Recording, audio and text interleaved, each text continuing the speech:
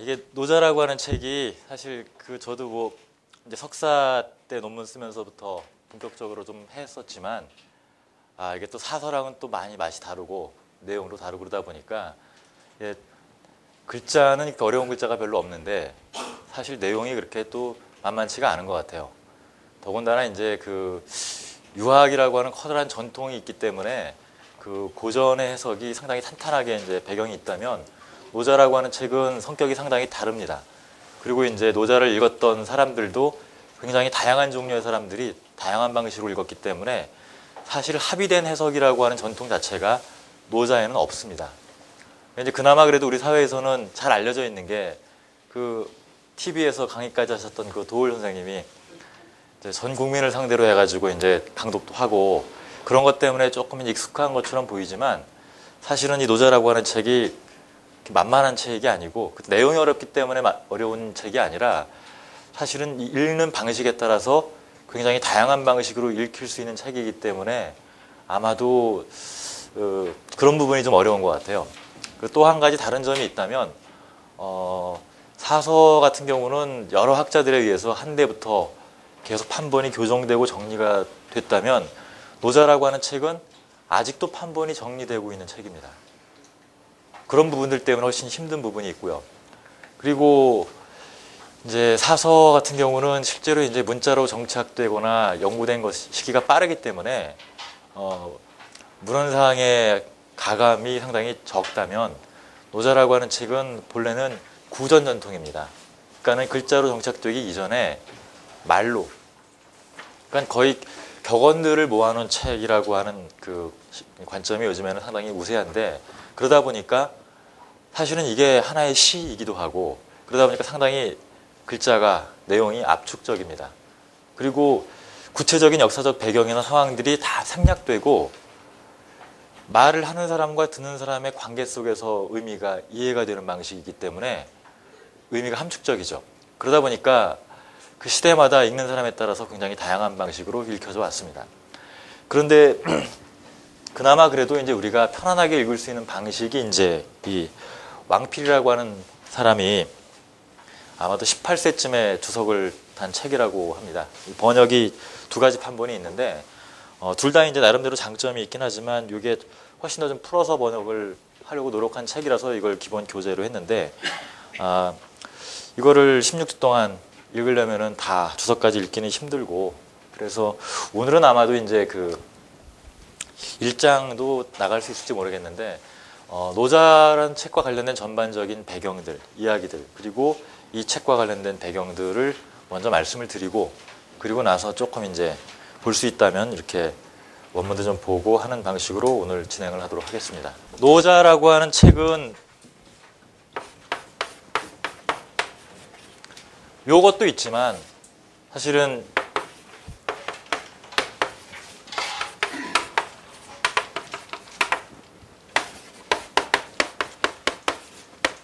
요 두 가지 제목이 다 걸쳐 있죠. 노자라고 하는 것은 사실은 어떤 인물을 가리키는 말이고, 요 도덕경이라고 하는 제목은 책의 내용을 표현하는 말입니다. 하지만 지금 우리에게는 이제 노자 도덕경 해가지고 하나의 책을 가리키는 것처럼 생각을 하는데, 이게 상식이죠. 근데 좀 역사를 따져보면은 이 역사가 그렇게 단순하지가 않습니다. 첫 번째는 이 노자라고 하는 인물과 관련된 얘기인데, 이 노자라고 하는 인물이 실제로 살아있었던 사람이냐, 여기에 대한 합의가 없습니다. 최근에 이제 많은 경우에 이 나라마다 학자들이 생각하는 게 다른데, 중국 학자 같은 경우는 도덕경이라고 하는 책하고 노자라고 하는 사람하고의 관계를 어떻게든 연결시키려고 합니다. 그런데 일본이나 혹은 기타 외국의 학자들은 이 관계가 그렇게 명확하지 않다라는 쪽으로 몰아가는 분위기가 있습니다. 근데 요즘에 최근에 이제 새롭게 발굴된 문헌들, 노자와 관련된 문헌이 두 가지가 1973년도에 마왕퇴라고 하는 곳에서 한번 발굴이 됐고, 또 한 번은 93년도에 곽점이라고 하는 곳에서 또 한 번 발굴이 됐어요. 그러다 보니까 이제 학자들이 논쟁이 다시 일어났습니다. 73년도에 발굴된 도덕경, 그 책은 지금 우리가 읽는 도덕경하고 거의 90% 이상이 일치를 해요. 그런데 93년도에 발굴된 새로운 노자는 현재 노자의 한 5분의 2 정도의 분량밖에 되지 않습니다. 그러니까 지금 우리가 읽고 있는 노자라고 하는 책의 원형 혹은 일부 자료를 담고 있는 책이라고 보통 이제 학자들은 얘기를 해서 곽점 노자라고 이제 이름을 붙이기도 합니다. 그런데 이에 대해서 학자들이 생각하는 의견이 또 달라요. 과연 그 책을 노자라고 부를 수 있느냐? 이런 문제도 있고요. 그런데 기본적으로 그런 문제들이 생기게 된 배경이 노자라고 하는 사람의 전기를 우리가 처음 볼 수 있는 게 사마천 사기에 들어있는 노자 열전입니다. 거기에는 주로 이제 이 사람이 뭐 주나라 중앙도서관에서 어떤 관직을 했고 정치의 염증을 느껴가지고 함곡관 바깥으로 떠나면서 거기서 관윤이라고 하는 그 수문장 이 부탁으로 해가지고 하룻밤새 5천 여자가 되는 노자 도덕경을 짓고 떠났다라고 하는 그 전기를 바탕으로 해서 노자를 해석을 합니다. 자, 그 이야기 속에는 굉장히 재미난 사실이 들어있는데 첫 번째는 거기서는 이제 주장실 지사라고 해가지고 주나라의 여러 문서들을 보관했던 그 문서 보관소죠. 지금으로 말하자면 국립중앙도서관이라기보다는 그 국가기록원이라든가 이런 기관에 해당됩니다. 그러니까는 국가에서 취급하는 갖가지 공문서들을 보관하는 그 기록의 그 기록관의 관장을 맡았으니까 이 사람은 상당히 정치적으로 유력한 지위는 아니지만 그 국가에서 일어나는 전반적인 일들을 다 볼 수 있는 그런 위치에 있던 사람이라고 할 수가 있겠죠. 그런데 그런 짓을 오래 하다 보니까 정치인들이 하는 행태에 실증이 나고 정치라고 하는 게 참 그렇구나 하면서 정치의 세계를 떠나는 방식으로 묘사가 되어 있습니다.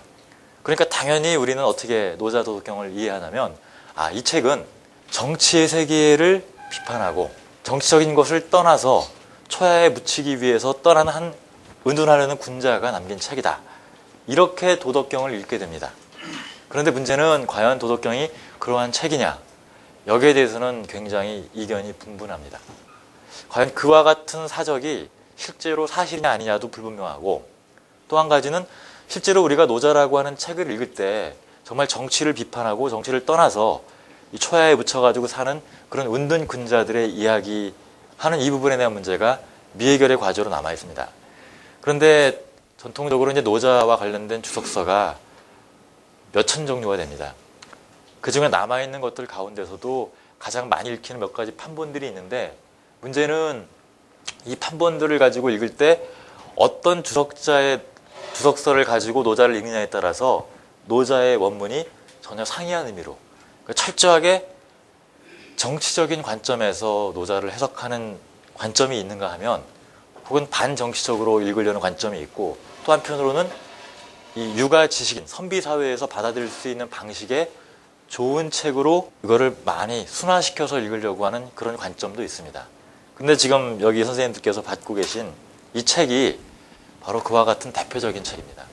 그러니까 많은 사람들이 이제 그 도올 선생님도 강의 나오셔가지고 이 왕필이라고 하는 그 젊은 천재학자가 노자라고 하는 책에 가장 탁월한 주석서를 냈다라고 하는데 그 노자의 가장 탁월한 주석서라고 하는 표현은 오늘날 우리의 관점에서의 표현입니다. 과거로 돌아가면 달라지죠.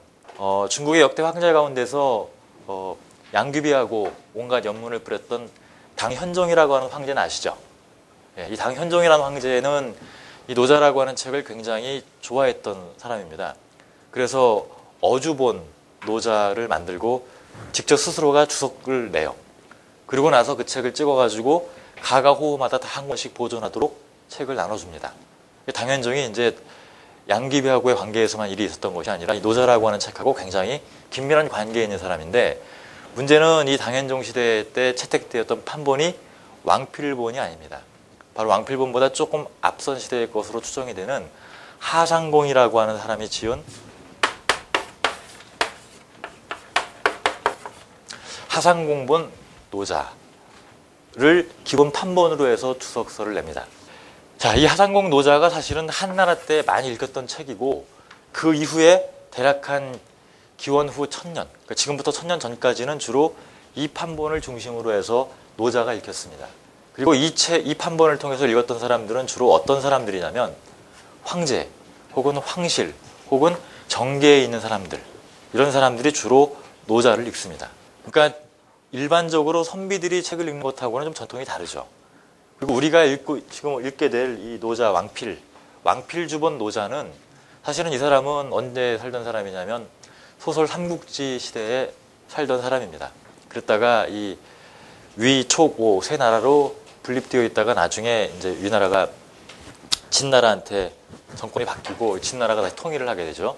그 진나라의 시조가 되는 그러니까 제갈공명과 싸웠던 사마이라고 하는 사람이 249년에 막 쿠데타를 일으키고 조씨 정권을 무너뜨리는데 이 왕필이라고 하는 사람은 바로 그 해에 병으로 죽습니다. 그리고 이 왕필이라는 사람은 그 조조가 세웠던 그 위나라 정권에 충성했던 사람이에요. 그러니까 그런 관계들에 대한 얘기는 이제 좀 다시 들려드리기로 하고, 그래서 흔히 알려진 바에 의하면은 왕필본 노자라고 하는 것이 노자의 가장 핵심적인 내용을 잘 추석하고 있는 책이다 라고 소문이 나 있지만, 사실은 그러한 관점에 우리가 찬성하고 지지를 보내는 까닭은 왕필을 이용하고 읽는 관점이 지금 우리가 과거에 읽었던 관점하고 다르기 때문입니다. 그리고 하필이면 왕필이 노자를 해석했던 방식이 지금 우리들의 관심과 상당 부분 일치하기 때문에, 그러니까 왕필이 기본적으로 정석이고 가장 올바른 주석서다 하는 것은 사실은 지금 우리들의 시각에서만 할 수 있는 얘기고, 과거의 시각으로 가면은 얘기는 많이 바뀌어집니다. 자, 이 하상공 노자본 같은 경우는 주로 도교 무리 쪽에서 많이 읽었었고요. 그리고 이제 도장이라든가 이런 데 실려 있습니다. 이와 달리 왕필이라고 하는 사람은 본래 출신이 유학자입니다. 유학자. 그리고 특히 이제 역학에 달동했던 사람이고, 노자주와 더불어서 이 왕필은 주역주, 그러니까 정의천, 주희 등등에 의해서 새롭게 재해석되는 주역에 관련된 의례학적 첫 번째 주석을 남긴 사람이 왕필인데, 이 왕필의 가학, 집안 연원의 학문적 배경이 바로 주역입니다. 그런데 왕필은 공교롭게도 이 주역이라고 하는 책과 화해할 수 있는 방식으로 노자를 읽습니다. 그리고 이 노자라고 하는 책을 주역과 화해할 수 있는 방식으로 읽어가면서 결국에 맨 마지막에 주석을 남긴 책이 논어에 관한 주석을 남깁니다. 달리 말하면은 이 노자라고 하는 책이 왕필과 같은 유가 지식인들에게는 굉장히 당시에 유행했던 책이지만 그다지 좋은 책이 아닌 거예요. 부분적으로는 좋지만, 예를 들면은 조선시대 때 율곡 선생이 도덕경의 주석을 담은 책을, 짧은 책을 지었습니다. 거기서는 도덕경을 다 수용하는 것이 아니라 일부 구절만 빼서 성리학적인 사유와 만날 수 있는 내용들만 따다가 성리학적인 관점에서 노자의 주석을 합니다. 말하자면은 왕필은 그와 같은 계보의 첫 번째 선도주자라고 말할 수 있습니다. 그러다 보니까 이제 보시면 아시겠지만, 왕필이 보기에 이거 참, 이 문장이 참 별로 좋은 내용이 아닌 것 같다 싶은 부분은 주석을 안 하고 넘어갑니다. 그리고 아주 문장이 짧은 부분, 별 얘기를, 그러니까 특별히 주석을 달지 않아도 되는 부분들에 대해서는 굉장히 긴 주석을 달아요. 자기 할 얘기를 많이 할 수 있으니까. 어떻게 본다면은 이제 그걸 다 읽을 수는 없겠지만, 그런 부분들은 이제 유심히 살펴보게 될 텐데, 그러니까 달리 말하면은 주석한다는 행위 자체가, 우리는 이제 원문이 있으면 원문의 의미를 보다 정확하게 밝히기 위해서 주석을 단다 이렇게 생각하시겠지만, 사실은 그렇지 않습니다. 그러한 방식과 관점에서 주석을 다는 것도 있지만, 사실은 이 주석 문장의 내용이 되게 노자처럼 특히 애매한 경우에는 사실은 주석의 내용보다는 자기의 이야기가 훨씬 더 많아서 이 얘기를 다른 방식으로 이해하도록 만드는 그러한 주석이 있습니다. 그것이 바로 대표적인 게 왕필이라고 하는 사람의 주석입니다. 바로 그것이 한나라 때는 이 경문에 나오는 글자 하나하나의 의미가 뭔가를 정확하게 해설하기 위한 관점에서 훈구학적으로 주석하는 관점이 한대였다면은, 왕필을 중심으로 하는 새로운 의리학 전통을 세운 사람들은 그것이 아니라 나름대로의 논리적이고 합리적인 관점에서 재해석을 합니다. 그러한 전통에 입각해 있는 것이 바로 왕필이라는 사람이고, 그래서 주역 같은 경우에는 왕필의 주역주를 기점으로 해서 상수역과 의리역이 구분되지 않습니까? 마찬가지로 노자라고 하는 책에 대해서도 동일한 방식으로 얘기할 수가 있습니다. 그 이전에 노자라고 하는 것은 정치나 혹은 행정 일선에서 실제로 근무하는 사람들이 이른바 행정적인 혹은 정치적인 사태에 직면해서 자기의 생각을, 사유를, 판단력을 높이기 위한 처세의 방식으로 노자를 교과서처럼 읽었다면, 왕필이라고 하는 사람을 통해서 노자라고 하는 책이 새롭게 의미를 갖고 있고 가치를 지향하고 어떤 사회적으로 비판적인 이야기를 생산할 수 있는 그런 철학적인 책으로 왕필이 읽기 시작합니다. 물론 이것은 그 사람 개인의 작업이 아니라 당시의 수많은 지식인들의 공동 작업을 왕필이 정리한 거라고 보는 것이 훨씬 맞습니다. 한 천재가 나타나가지고 어느 날 갑자기 딱 깨달음이 있어서 책을 쓴 게 아니라 왕필이라고 하는 사람이 그동안에 있었던 수많은 업적들을 모아서 정리를 했다라고 보는 것이 훨씬 더 합리적인 해석이 될 겁니다. 자, 지금 전사가 좀 왔다 갔다 했는데 그런 부분들을 제가 다시 차분차분히 말씀을 드릴게요. 자, 먼저 이 노자라고 하는 인물과 관련해서 몇 가지 해석이 있습니다. 첫 번째는 노자라고 하는 말을 그대로 풀면은 나이 드신 분이고 이 자자는 공자의 자자가 붙는 것처럼 스승님이란 뜻이지 않습니까? 선생님이란 뜻이란 말이에요. 그래서 이 중국 학자들 가운데서 이제 이거는 뭐 영어로는 이제 요즘에는 혹은 이렇게 이걸 그대로 부릅니다. 그러니까 그대로 번역하면 어떻게 되냐면 나이가 지긋하신 선생님이란 뜻이에요. 그러니까 어떤 특정한 인물을 가리키는 것이 아니라 나이가 지긋하고 연륜이 있고 그리고 온갖 두루 다양한 방면의 지식에 통달한 그런 어르신이란 뜻이 일반적인 의미인데 이게 이제 많은 학자들이 생각하는 첫 번째 의미입니다. 그리고 보다 과거로 돌아가면은 사마천사기라고 하는 책에서 주장했던 것처럼 이분은 누구냐면 바로 공자가 주나라에 갔을 때 예를 물었던 그분이다. 이게 이제 전통적인 해석이죠. 그래서 공자와 관련된 이야기입니다. 자, 그런데 재미있게도 사마천사기에 실려있는 공자가 주나라에 가서 노자라는 선생께 예를 물었다라고 하는 이 고사가 사마천사기에만 실려있는 것이 아니라 예기에도 실려 있습니다. 그런데 그 예기라고 하는 책에 실려있는 대화의 내용이 무슨 내용이냐면 상례, 즉 장례를 지낼 때 절차에 관한 아주 사소한 질문이에요. 자, 여기에 대해서 학자들이 논란이 분분합니다. 첫 번째, 왜 하필이면 공자라는 분은 유학자들에게는 최고의 스승이지 않습니까? 바로 성인으로 불리는. 그런데 자기 스승이 어느 나라에 가서 어떤 분에게 뭔가를 물었단 말이에요. 스승의 예를 취한다는 얘기죠. 그러면 과연 유학자들이 그와 같은 기록을 남길 까닭이 왜 있겠느냐? 그렇지 않습니까? 내가 배운 스승이 그 앞에 분에겐 스승이 없고 스스로 터득했다. 말하자면 논어에 나오는 것처럼 생이지지. 나면서부터 다 아신 분이다. 이렇게 표현하면 훨씬 더 권위가 있을 텐데 그렇다고 해서 좀비에서 말하는 것처럼 뭐 공자께서 계시를 받은 것도 아니고 그러자면 당연히 나의 입지를 강화하기 위해서는 내 스승을 높이는 방식이겠죠. 그럼 내 스승을 높이고 높이다 보면은 어디까지 가냐면 내 스승은 누구에게 배운 것이 아니라 스스로 터득하거나 깨달았다. 이렇게 말하는 것이 가장 좋은 방식일 겁니다. 그리고 나는 그 분에게 배웠기 때문에 여러분들은 내 말을 들으시오 라고 하는 권위를 제가 가질 수 있는 거죠. 그런데 하필이면 왜 유학자들이 공자가 가서 어떤 나이 지긋한 분에게 예를 물었다라고 하는 일화를 기록에 남겼느냐. 자, 여기에 대해서 해석이 분분합니다. 그래서 사마천사기에 기록된 공자가 예를 물었다라고 하는 이 분은 노자도덕경이라고 하는 책을 지었던 그 사람과는 다른 사람이다. 즉 예와 관련된 전문가다. 이렇게 해석하는 전통이 있습니다.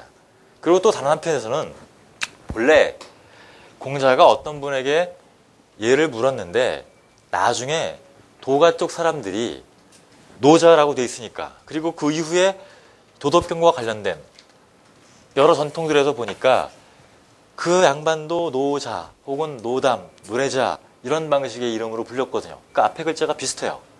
그러니까 자기 쪽 스승을 공자보다 위에 두기 위해서 바로 그 노자가 우리 선생님 노자야 라고 도가 쪽 사람들이 끌어다가 소문을 내기 시작해서 그것이 사마천사기라고 하는 책에 들어간 거다.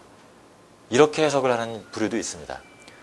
그러니까 결국은 이 이름과 관련돼서 공자가 예를 물었던 그 사람이 도덕경이라는 책을 지은 사람이냐 아니냐라고 하는 얘기는 사실은 사실의 문제가 아니라 유가 쪽하고 도가 쪽하고 자기 스승의 권위를 더 높이기 위한 나름대로의 방식이죠.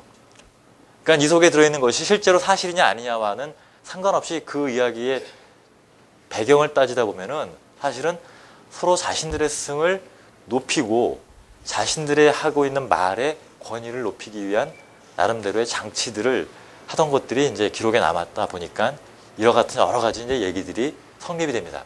그런데 문제는 사마천 사기라고 하는 책이 갖고 있는 권위가 워낙 크고 또 황제의 명령으로 인해서 2대에 걸쳐서 지어진 책이지 않습니까? 그리고 엄청나게 많은 자료들을 이 사마천이 실제로 일별하고 나서 쓴 책이기 때문에 사마천 사기의 기록이 딱 정해지니까 그 뒤부터는 이 노자는 이고 바로 그 노자다라고 하는 것이 거의 정설처럼 받아들여집니다. 그러니까는 국가에서 관장한 역사 기록에 그것이 딱 정설로 정착이 되고 나니까 그것이 이제 마치 하나의 사실인 것처럼 이어지고 하는 것. 말로 한다라고 하는 것. 그거는 그 다음번에 가서 저는 그렇게 말한 적이 없고 이렇게 말을 했습니다라고 말을 바꾸면은 전혀 문제가 안 생기죠. 그러니까 구전이라고 하는 것은 동일한 말을 하더라도 그 말의 의미나 뉘앙스를 바꾸기가 쉽습니다. 그런데 한번 문자로 정착이 되면은 그 말을 바꾸기가 되게 어렵지 않습니까? 마찬가지로 노자에 관한 이야기도 사마천의 사기라고 하는 역사책에 다 기록이 되고 나니까 잘 바뀌지가 않는 거예요. 그리고 그것이 갖고 있는 권위로 인해서 더욱더 무게를 갖게 되고, 그래서 사실 노자라고 하는 책을 읽으실 때 가장 좋은 건 뭐냐면 가장 일반적인 방식으로 읽는 게 좋습니다. 그러니까 노자라고 하는 책은 연세가 지긋한 어떤 사람들이 어떠한 종류에 있는 사람들에게 한번 생각을 해보고 살아가면서 뭐 말과 행동에서 한번 적용을 해봐라 라고 하는 금원집 정도로 생각하시면 좋을 겁니다. 그러니까 노자가 무슨 뭐 대단한 철학자다. 고대 중국에는 철학이라고 하는 전통이 없었습니다. 그렇죠? 철학이라는 전통이 없었으니까 당연히 우리가 생각하는 뭐 형이상학이니 인식론이니 존재론이니 하는 그런 복잡한 내용들이 없었습니다. 그리고 또 한 가지, 우리가 지금 쓰고 있는 한자는 예서체죠. 진나라가 통일을 하면서 아주 일반 사람들까지 쉽게 알아볼 수 있을 정도로 쉽게 간략화한 한자체입니다. 그럼 그 이전에는 굉장히 복잡한 도장 팔 때 쓰는 전서체라든가 그런 방식 글자들로 쓰여졌다는 책이죠. 그렇다면은 지금 우리가 읽고 있는 책하고 2000년 전에 지식인들이 읽었던 그 책하고는 상당히 다르다. 그다음에 또 한 가지, 노자라고 하는 텍스트가 수많은 학자마다 다 이번이 달라요. 심지어는 이제 이게 지금처럼 인쇄를 하는 것이 아니라 필사를 했지 않습니까? 과거에는. 그 필사한 것 가운데서 그나마 조금 생명력이 있는 것은 비문에다가 새겨가지고 돌에다 새길 때, 특히 이제 용비문 같은 경우는 들어있는 노자 판본 같은 경우는 굉장히 중요한 노자 판본 가운데 하나인데, 돌에 새긴 노자가 아닌 경우에는 종이는 썩지 않습니까? 그리고 그 이전에는 비단이나 죽간에 새기거나 했기 때문에 썩으면은 전달이 안 됩니다. 그러니까 더군다나 필사를 하고, 근데 필사하는 과정에서 글자를 잘 못 알아봐서 잘못 옮겨 적은 경우도 있고, 어떤 경우에는 이 필사자가 이게 마음에 안 들어요. 그러면 경문에 있는 글자를 바꿔치기 합니다. 그래서 판본이 바뀌는 경우도 있어요. 왜냐하면은 논어맹자 중용대학과 같은 책은 국가에서 공인한 경전의 반열에 올랐기 때문에 그런 짓을 하기가 쉽지가 않습니다. 그리고 많이 유포되어 있으니까. 하지만 노자는 굉장히 다양한 집단들에 의해서 또 다양한 사람들에 의해서 읽혀졌기 때문에 그런 학문적인 엄밀성이라고 하는 원칙 자체가 없었고, 그러다 보니까 가끔씩 그런 바꾸는 경우가 있습니다. 혹은 잘못 이해를 해서 글자를 잘못 쓰는 경우도 있고요. 따라서 지금 여러분들이 읽고 계신 그 책이 노자라고 하는 완벽한 책이다 라고 하는 가정도 버리셔야 됩니다. 그리고 마지막으로, 이건 이제 저의 관점인데, 노자라고 하는 사람이 굉장히 은유적이고 수사적인 방식으로 굉장히 이렇게도 해석될 수 있고 저렇게도 해석될 수 있는 방식으로 말을 했다라고 가정할 때 우리가 조심해야 되는 것은, 당연히 이것은 특정한 분야의 특정한 부류의 사람들에게는 잘 이해될 수 있는 방식으로 얘기를 했다는 겁니다. 비록 우리에게는 잘 이해가 안 되더라도. 따라서 주석서라든가 논문을 참고자료를 읽으실 때 가장 좋은 건 뭐냐? 원문의 내용이 가장 쉽게 잘 이해되도록 주석하는 책이 훨씬 더 좋은 책이라는 겁니다. 즉, 어려운 말이 많으면 많을수록 그것은 우리의 머리를 혼란스럽게 만드는 것이지 좋은 책이 아니라는 겁니다. 그럼 어떻게 읽어야 되느냐? 여기 계신 분들이 그동안 살아오면서 쌓은 삶의 체험이라고 하는 것이 이게 상당합니다. 특히 이제 뭐 연세가 얼마나 되신 분이 가장 이제 큰 연장자인지 모르겠지만은 이 한국 사회, 우리나라가 지난 100년 동안 겪었던 역사적인 변화는 영국이나 미국으로 따지면은 3, 400년 정도의 변화를 한 사람의 생애 기간 동안 겪은 거예요. 이게 이제 제가 초등학교 2학년 때, 저는 국민학교를 다녔었는데, 제가 이제 국민학교 2학년 때 굉장히 재미난 일이 한번 있었는데, 제가 그때 안양에 살았었어요. 초등학교 그때만 하더라도 제 시골에 가면은 전기가 들어오지 않아가지고 촛불과 등잔불을 켰었거든요. 아주 어릴 적에는. 그랬다가 제가 초등학교 올라가서 2학년 때 한번 화장실에서 제가 이제 막 그때는 이제 수세식이 아니라 요즘 표현들은 푸세식이라고 하죠. 재래식 변소에서 이제 이렇게 막 힘을 주고 있었는데 갑자기 아버님이 대문을 빡 두드리면서 이제 제 이름을 야 시천아 하면서 저를 찾으시는 거예요. 그럴 일이 없는데 그 뒷말 아버지가 테레비 사왔다. 저희 집에 이제 TV가 들어온 게 초등학교 2학년 때입니다. 자, 여기 계신 분들 저보다 이제 훨씬 연배가 되신 분들이 많으니까 TV가 집에 들어와서 저쪽에 초등학교 1학년 때만 하더라도 학교 갔다가 집에 오면은 열심히 막 숙제를 합니다. 하는 이유가 6시부터 어린이 방송 하지 않습니까? 7시까지. 그러면 동네에 이제 TV가 있는 집에 가서 그걸 보기 위해서.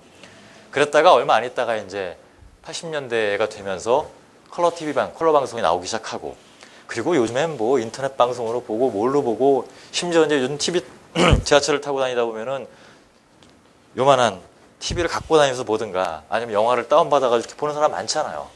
이와 같은 방식의 변화가 제 40년 인생에서도 정말 놀라운 변화인데 그럼 저보다 2배를 사신 분도 계실 텐데 그런 분들이 겪었던 변화라고 하는 것은 이건 엄청난 변화입니다. 사실은 지금 우리 사회에서 가장 커다란 것 중에 하나가 남자의 경우에는 스트레스, 여자의 경우에는 우울증.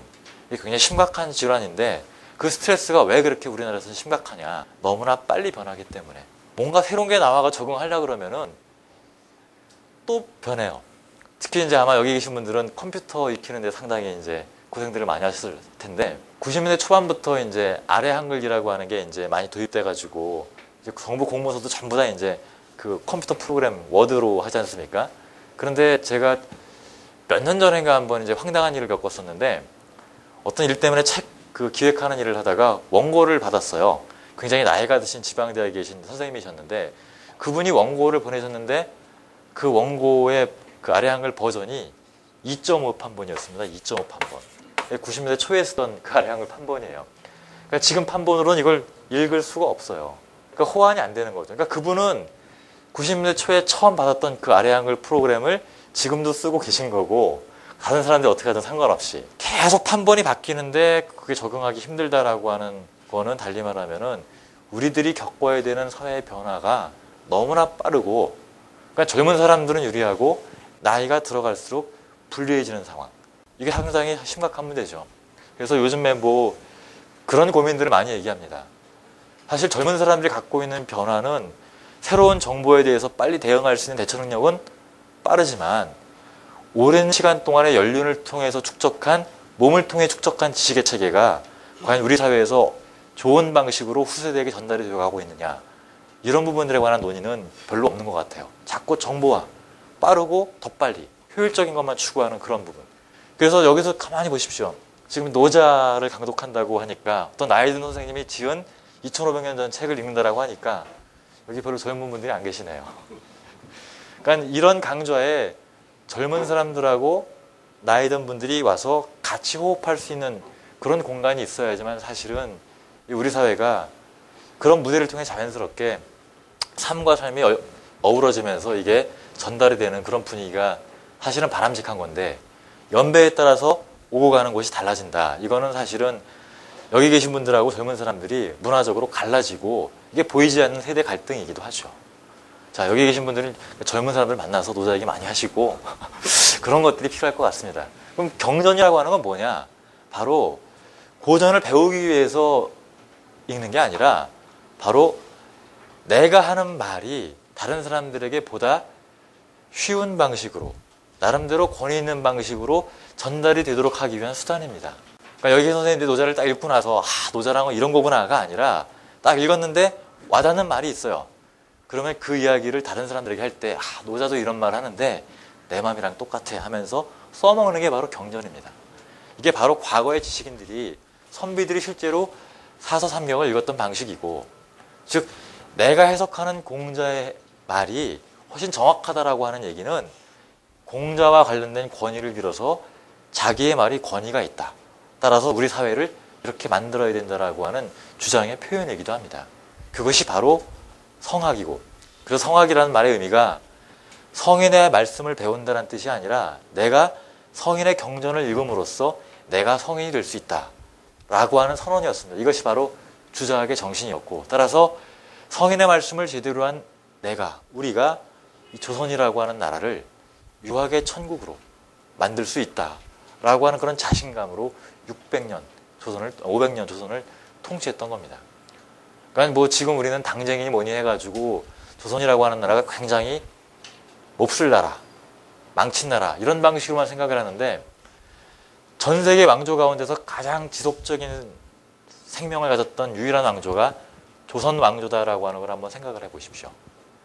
그거는 그 안에 상당한 프로그램과 나름대로의 충분한 고민과 수많은 사람들을 설득할 수 있는 논리가 있었고, 그러한 논리를 정책으로 실현하면서 많은 사람들의 공감을 받아냈기 때문에만 가능한 것이었습니다.